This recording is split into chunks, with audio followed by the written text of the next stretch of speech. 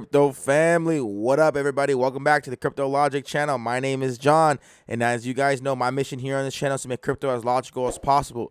So if you guys are rocking with that, please smash that like button, hit the subscribe button, and that notification bell to be notified whenever a new video drops. How are you guys doing? Happy Friday. Really quick announcement update on the podcast. I have some podcasts lined up. I'm going to be calling it season 2. So season 1 is, I guess, in the wraps. I'm taking like a few weeks off just so I can coordinate and get a bunch of guests scheduled. I already have a couple for the next few weeks, but that's why there was no episode this week. There may or may not be one next week, but we're gonna get that together and get that situated in regards of the scheduling, right? So think of it as a season 2. I also need a break from putting that type of content out there because that is kind of a lot of work. So that's gonna take a little break, but probably. If not this week, the week after next, there'll be another podcast. And but yeah, so I just want to give you guys a quick update on that. Today's video is going to be really quick and direct. I'm going to talk about the CPI report, the CPI index, the consumer price index numbers, and what it means for the economy and what I think is going to happen moving forward. And of course, we're going to talk about the LCX AMA. So those two are the big critical things we're covering in this video. Before we get into that, though, I want to talk about. I want to give a shout out to everyone who liked the other videos that helped that video blossom. I gained a lot of subscribers from that, so please continue to do that. I will be doing a giveaway here very soon, but yes, please continue liking the video because that does help the algorithm out. And yeah, thank you so much. So today is a great day to make content. I'm very excited. We're gonna dive into it really quickly today, and those are the quick announcements I have. We're at a $1.15 trillion market cap. We're on a nice significant pump. We're not in a bull market, right? Remember this. This is not a bull market. I want to give a shout out to Joshua Jake. He tweeted out something really cool that I retweeted. I'm going to show you guys right now real quick. He says, we are not in a bull run. This is a relief rally from disinflation. Facts. China's about to enter an intense recession. Brazil's leaders threaten democracy with military. Russia is still impacting commodities in Ukraine. The UK prepares for blackouts due to major gas shortage. So just understand that the rest of the economy and the rest of the world is shit, right? There's no way that we can hit a euphoric bull run when everything else around the world is basically borderline catastrophe. The last bull run we had last year, think about it. Everyone was getting free money. Nobody was working, but still getting paid, right? Everything was cheaper. People were flourishing. People were going out, even though there was lockdowns. People were making money, buying things online, getting free unemployment, getting stimulus checks. People were getting money, foaming in, trying to get rich. And then the market took advantage of that. So what I mean by the market taking advantage of that was the meme coins, the DAOs, the passive incomes, the nodes. They were basically leeching on people that were craving financial freedom. So that just one after another caused hysteria and people trying to get rich quick everywhere. Right now, most people aren't into crypto right now. Most people are staying away from it and they don't want nothing to do with it. So that's why you guys have to be mindful that we are not in a bull run. We're nowhere near a bull run. And I've said it time and time again. We are not going to be in a bull run unless we're over $2.5 trillion market cap overall. It'll feel like it at $2 trillion, but not until we're past 2.5, $3 trillion. That's when we're officially be past in a bull market, in my opinion, because we started the year off at $2 trillion, and that was with a downtrend. So we need to be past 2.5, $3 trillion to feel like we're in a bull run. I personally think Ethereum will pass 2K and then maybe 3K, depending on how the merger goes. People are saying that the merger could be a buy the news, sell the rumors type event. That is very possible. Whales are accumulating ETH right now, so I think ETH is the best thing to dollar cost average into. Bitcoin cannot pass that 25K. And like I said before, we need to pass 26, 27K to feel a little bullish, a little bit more bullish to see if we can actually pass 1.5 trillion, etc. Right? Bitcoin needs to get to that 26, 27, and then $30,000 mark. But it's hitting 25 and bouncing right down. Hitting 24 and bouncing right down. Ethereum can't crack 2K either. But the top 10 still rounding out the same as it's been for the past 6 months, in my opinion. Other than Luna getting bumped out, right, and Dogecoin getting bumped out. The market overall is lukewarm. Look at Huobi tokens up 20% on the day, the biggest pump today, right? We got OKB at 9%. Quant's on a nice little consolidation phase at 124. Is this the new floor? Right? Is $100 a new floor? Are people waiting to buy 100 now? We were literally talking about waiting to buy at $50, which was my price point. I wanted to buy at 60, 70, 50, 50, 60, 70, any one of those. Now it's like, well, damn, I'm probably gonna have to buy bulk around 90, right? Because looks like the new floor, depending on where we go moving forward, and I'm gonna get into that right now. So this video is gonna move on really quick because I know you guys want to get to LCX part. I'm gonna give the whole rest of the video for the LCX part, right? So on August 10th, on Wednesday, the CPI numbers came out, right? And there's a lot of stuff going on, right? On my video Monday, we were predicting that it was going to be around 8.7%, right? That's what all the experts were saying. If it was higher than 9.1, the market would have tanked significantly, right? If the numbers came in at 9.1, it was projected to come in at 8.7, it actually came in less, right? Quote unquote, what they're saying. It came in less at 8.5%, which now the president has saying that, well, in July, that means that we had 0% inflation, which a lot of people are freaking out because, like, basically saying he's lying. I guess what he's saying is we had a 0% increase to inflation and more of a decrease. We had a disinflation. So whatever it is that the government's doing, the Fed is doing in regards to rising interest rates and everything like that, it's causing the inflation to go down. And what's going on is people are not spending money as much, right? So they're discounting items. Gas is going down. It's supply and demand. So everything is getting expensive in regards of borrowing money, lending money, rental, stuff like that. Those prices are going up, but it's discouraging people from spending and borrowing money, which is causing other commodities to go down, which is like gas, etc., stuff like that.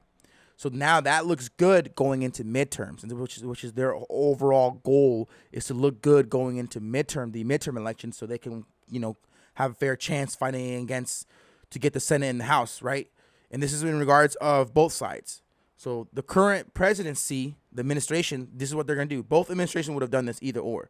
So this administration is focusing on making it look good so the average Joe sees, oh, look, it's working. It's working. We have faith in them. But my prediction is as they ease the foot off the gas because it's quote unquote working, it's going to get worse as they start to target other areas like unemployment and rent and stuff like that. So it's going to come right back around. And there's no way that you can cover everything. The recession is going to hit, and it's going to hit hard. They're just kicking the can down the road. It's inevitable.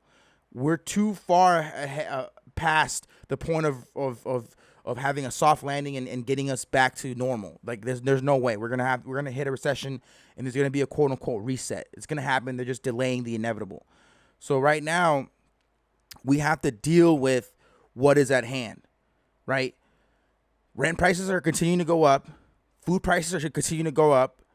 And gas and other stuff are going down. You can't have everything go down. Like, it's one or the other. So they're going to target this because it looks prettier. Then once they're past midterms, they're going to target the other stuff.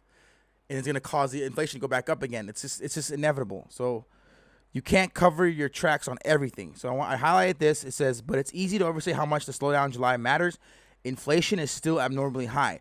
The decline owed in large part to the gas prices, and they can always jump again.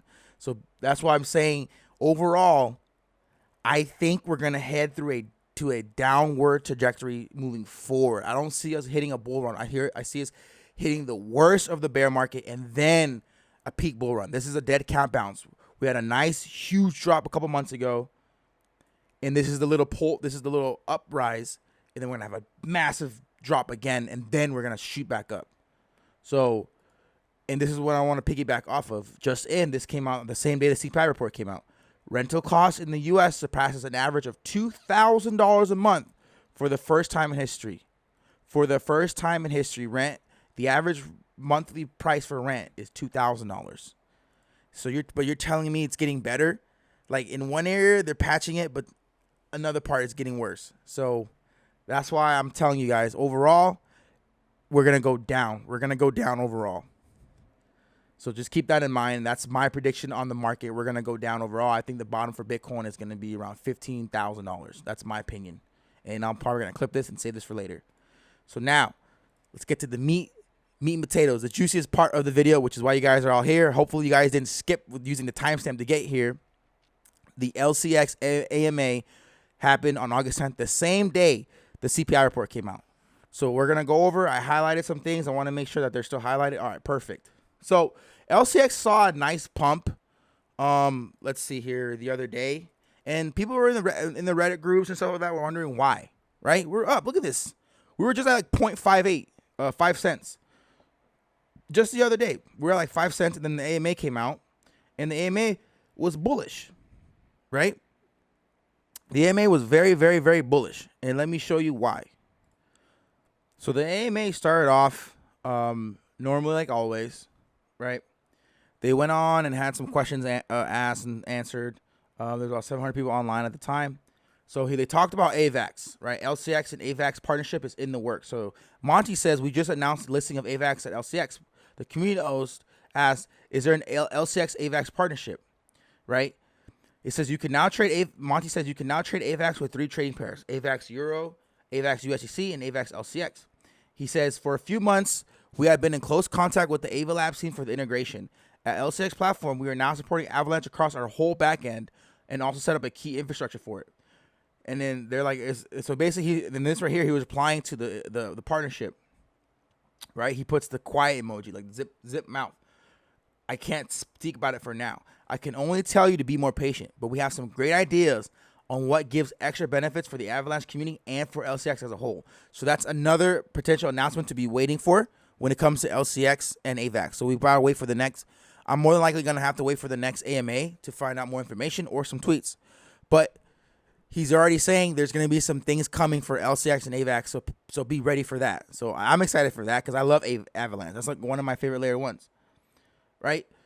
So right here, it says in the AMA roadmap, about the roadmap in 2022, you said that you applied for securities bank license in Germany. He says, this is partly correct. We have filed for additional licenses in Liechtenstein, which will have impact across the European Economic Area, the EEA, which includes Germany. So their growth strategy is based on the following key pillars: digital securities, additional license for security token issuance, purchase, sale, and trading. So they're trying to get more regulation, more licenses for regulation, right? So this is awesome. So it says the license application strategy is following our long-term goal to become a platform to buy, trade, and hold security tokens and other digital securities. It's great news. So right here, so they asked, can you provide us any detail? This is probably the biggest part of it all, on top of the Coinbase, right?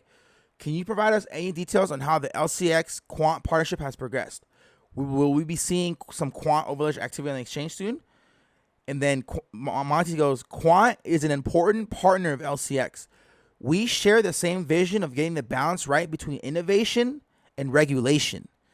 It's not only a simple partnership. Quant chooses LCX to expand their ecosystem with our infrastructure and with the LCX regulatory framework. Gilbert Verdian, founder and CEO of Quant, said, we aim to utilize this partnership with LCX to demonstrate the immense value of interoperability for the financial services sector. We'll combine and interconnect different blockchains to unlock value for our users and provide additional value to the fast-growing LCX ecosystem. That's fire, fire, fire. So Quant is going to help LCX, and LCX is going to help Quant with the regulation, and Quant is going to help LCX with interoperability to provide that regulatory systems for other blockchains.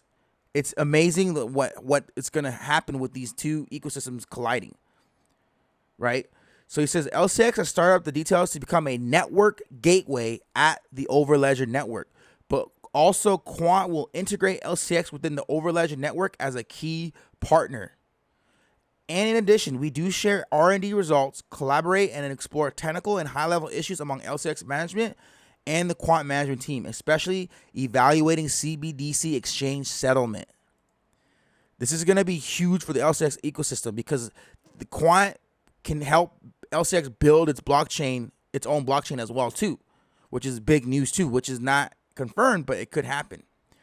And one of the things that's the most important here is, I believe, the Coinbase discussion.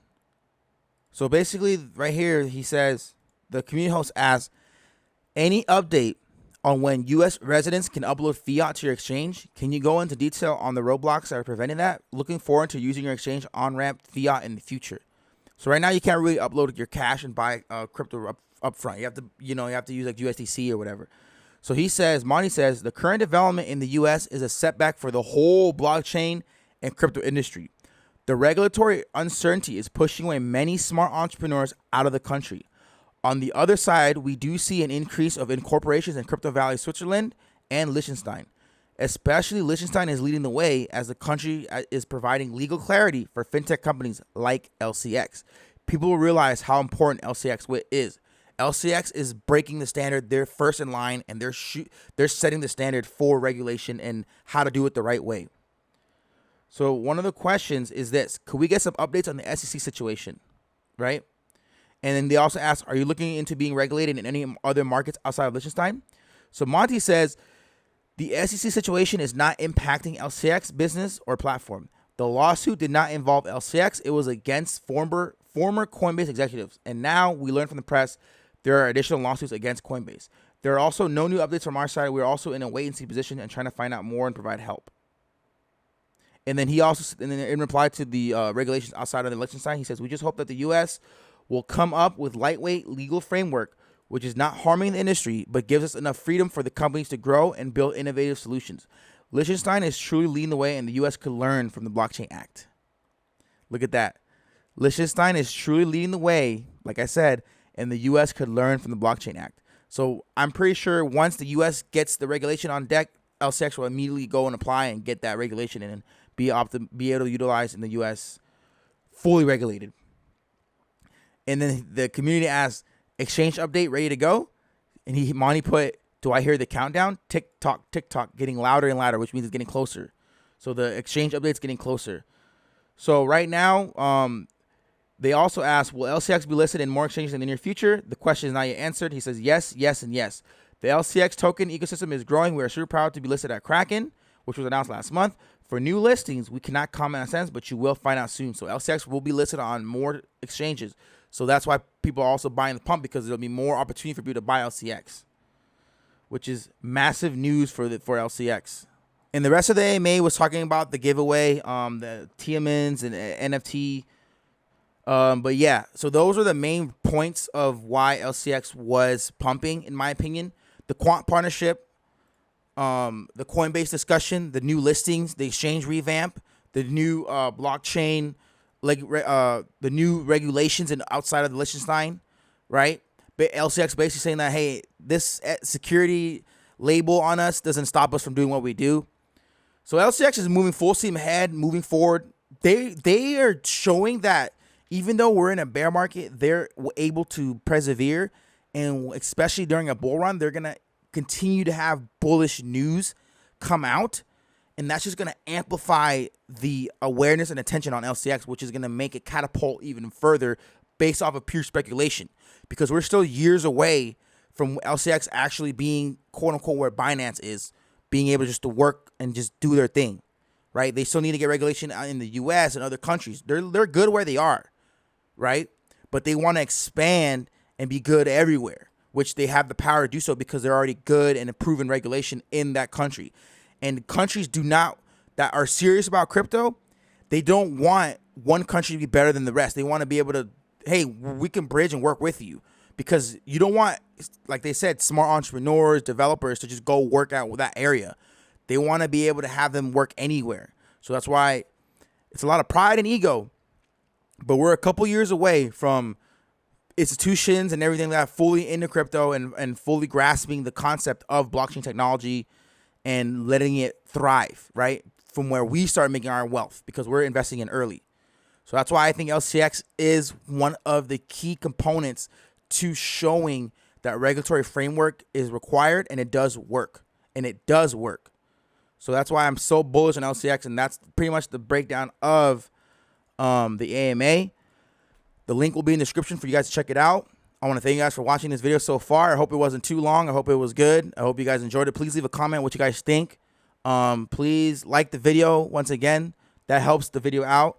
Join the Discord if you guys are not in the Discord, because we are a like-minded community. We have amazing conversations about crypto, non-financial advice. We have some great minds in there, people doing great research, people dropping great insights. It's a beautiful place to be during a time like this.